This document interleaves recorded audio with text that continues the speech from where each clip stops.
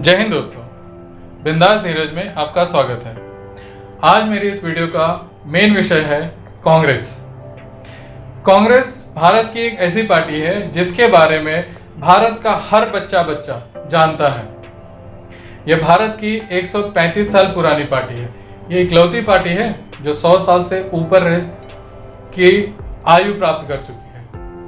कांग्रेस के बारे में मैं आपको इतना ही कहूँ कि स्वतंत्रता संग्राम के समय और स्वतंत्रता मिलने के बाद भारत के राजनीति का इसने नेतृत्व किया है। भारत की राजनीति की सबसे अग्रणी पार्टी रही है। एक तरह से कहूं तो भारत की राजनीति को इसने मार्गदर्शन ही दिया है। भारत की राजनीति को इसने मिसाल कायम किया, उदाहरण बना दिया। आज यह पार्टी धीरे धीरे अधोगति की तरफ जा रही है। इसका पतन हो रहा है। इसके कई कारण हैं। एक कारण यह है कि कांग्रेस ने अपने जमीनी कार्यकर्ताओं को आज भुला दिया है। उनको कोई पूछ नहीं रहा है। न उनकी सुनी जाती है, न उनको कुछ सुनाया जाता है, न उन पे कोई ध्यान दिया जाता है। बस यूज एंड थ्रो जैसा सिस्टम है उनके लिए। कार्यकर्ता आज अपने आप को ठगा सा महसूस करते हैं, कई बार बड़े निराश हो जाते हैं। और आज अगर कार्यकर्ता है भी कांग्रेस में तो वो काफी उम्र दराज है, जो पीढ़ियों से सिर्फ गांधी परिवार के नाम पर कांग्रेस से जुड़े हुए हैं। कांग्रेस में एक और कारण यह है कि आज कांग्रेस में गैर राजनीतिक लोग भरमार हो चुकी है। नॉन पॉलिटिकल लोगों की यहाँ पर भीड़ जमा हो चुकी है, जिनको राजनीति का कोई अनुभव नहीं है, बस दाम के काम करते हैं। टेबल पर बैठ के या एसी कमरों में बैठ के ये योजनाएं बनाते हैं। जमीन से इनका कोई जुड़ाव नहीं है। जमीन पे क्या हो रहा है, कार्यकर्ता क्या चाहिए, पार्टी की मूल आधार क्या है, पार्टी का मूल मकसद क्या है, क्या उद्देश्य है, इनको कुछ पता नहीं है। एसी कमरे में बैठ के ये अपनी हवाबाजी शुरू किए रहते हैं। और भी कई कारण हैं, जैसे कि यहाँ पर कार्यकर्ताओं की सुनी नहीं जाती है। लोकतांत्रिक नियमों की धज्जियां उड़ाई जा रही हैं। लोकतांत्रिक नियमों की वजह से यहाँ पर है ही नहीं। क्या कहूं मैं आपको, G23 के बारे में तो आपने सुना ही होगा। कांग्रेस के ही लोग, पुराने लोग आज कांग्रेस के खिलाफ बगावत किए हुए हैं। भले ही वो कांग्रेस में हैं, मगर वो कांग्रेस में ना के बराबर है। उनकी कोई पूछ नहीं है, जबकि ये जमीन से जुड़े हुए नेता थे। मगर इन्होंने शीर्ष नेतृत्व के साथ बगावत की और आज ये दरकिनार कर दिए गए। शीर्ष नेतृत्व की अगर बात करूं तो कांग्रेस आज सिर्फ गांधी परिवार के पीछे पीछे चल रही है। ऐसा कह लें कि गांधी परिवार की ये पूंछ हो गई है। गांधी परिवार जहां जाता है पूंछ की तरफ ये उसके पीछे पीछे चलती है। काफी हद तक बात सही भी है कि गांधी परिवार की वजह से ही कांग्रेस आज टिकी हुई है। गांधी परिवार का नेतृत्व अगर हट जाए तो कांग्रेस बिखर जाएगी।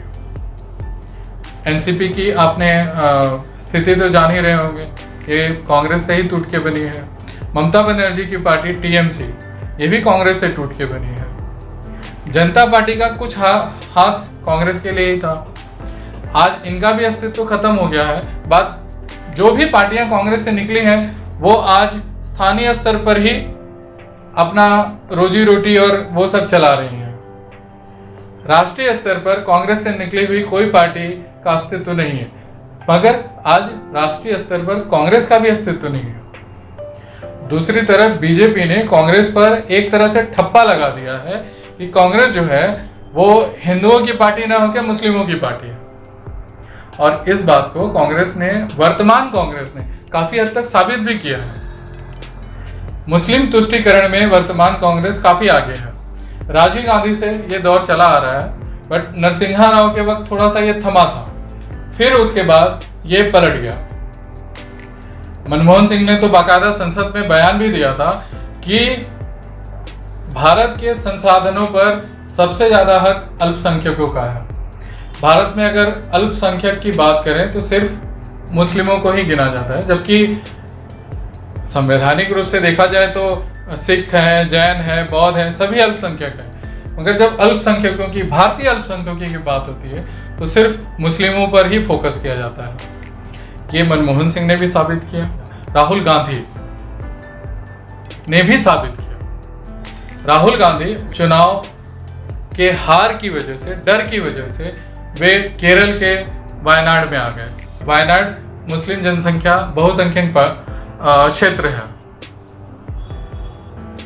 बीजेपी ने यह साबित कर दिया कि राहुल गांधी वायनाड इसलिए गए क्योंकि वहां मुस्लिम जनसंख्या है, और कांग्रेस के भी योजनाकारों का यही मकसद था कि वहां मुस्लिम जनसंख्या ज्यादा है, इस वजह से राहुल गांधी के जीतने की संभावनाएं भी ज्यादा है, और वो सही भी हुआ। एक तरफ से तो राहुल गांधी भले ही जीत गए, मगर उन्होंने बीजेपी के चाल में कहें तो वो फंस भी गए। बीजेपी ने पूरे देश में यह साबित करने में कामयाब रही कि कांग्रेस मुस्लिम परस्त पार्टी है, मुस्लिमों का ही ध्यान रखती है। अगर राहुल गांधी वायनाड न जाते तो शायद कहीं एक प्रश्न चिन्ह लगता जरूर, मगर मुस्लिम तुष्टीकरण के ठप्पे से या मुस्लिम परस्त पार्टी की होने की वजह से कांग्रेस थोड़ा सा बच सकती थी, मगर ऐसा नहीं हुआ। कांग्रेस का हिंदू प्रेम भी अगर जागता भी है तो कब? चुनाव के वक्त। बड़े बड़े नेता अचानक से मंदिर मंदिर घूमना शुरू कर देते हैं, बट क्या है, दिखावे का प्यार कितना दिन? वो तो सबको समझ में आ जाता है कि दिखावे का हिंदुत्व है। एक वक्त कांग्रेस को यह समझना चाहिए कि एक वक्त भारत में मुस्लिम तुष्टीकरण या मुस्लिम वोट मायने रखते थे, मगर आज हिंदू वोट मायने रखते हैं, और ये भाजपा समझ चुकी है, बट कांग्रेस को अब तक समझ नहीं आया।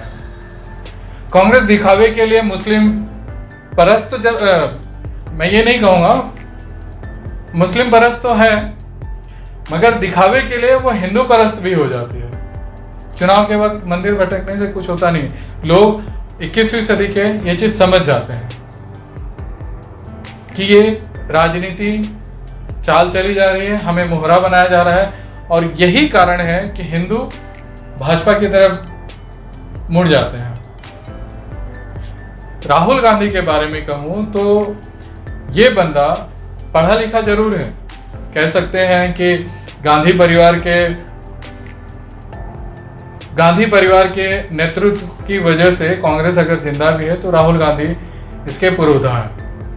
मगर राहुल गांधी भी एक गलती कर देते हैं कि जब शुरू में राहुल गांधी राजनीति में पदार्पण कर रहे थे, शुरुआत कर रहे थे, तो ये युवाओं को मिला रहे थे, जमीन पे कार्यकर्ताओं से मिलते थे, लोगों से मिलते थे, गांव-गांव घूमते थे, मगर अब सिर्फ ट्विटर पे घूमते हैं। डेली सुबह या शाम को एक ट्वीट कर देते हैं, उनको लगता है मैं राजनीति जीत गया। इससे जीतना नहीं होता। अगर राजनीति में कांग्रेस को वोट लेना है तो उसे जमीन पे जाना पड़ेगा। हर चुनाव के बाद कांग्रेस में समीक्षा बैठक होती है। समीक्षा के नाम पे क्या होता है? सैंडविच खाते हैं, मिठाई खाते हैं, थोड़े से नाश्ता करते हैं और चल देते हैं।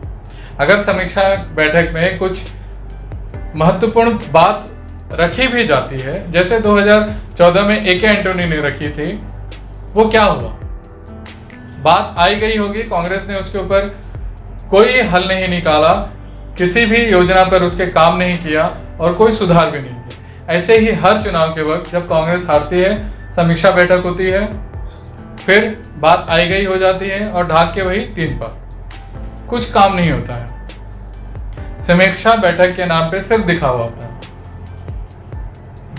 एक और भी कह सकते हैं कि अगर भारत में एक आम सा ये अफवाह फैला हुआ है कि 10 जनपद के आगे या 10 जनपद को ओवरटेक करना कांग्रेस में सबको भारी पड़ जाता है।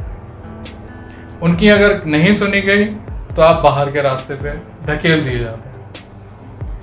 कांग्रेस का क्या कह सकते हैं, G23 भी आप जानते ही होंगे, ये कांग्रेस के पुराने कार्यकर्ता थे।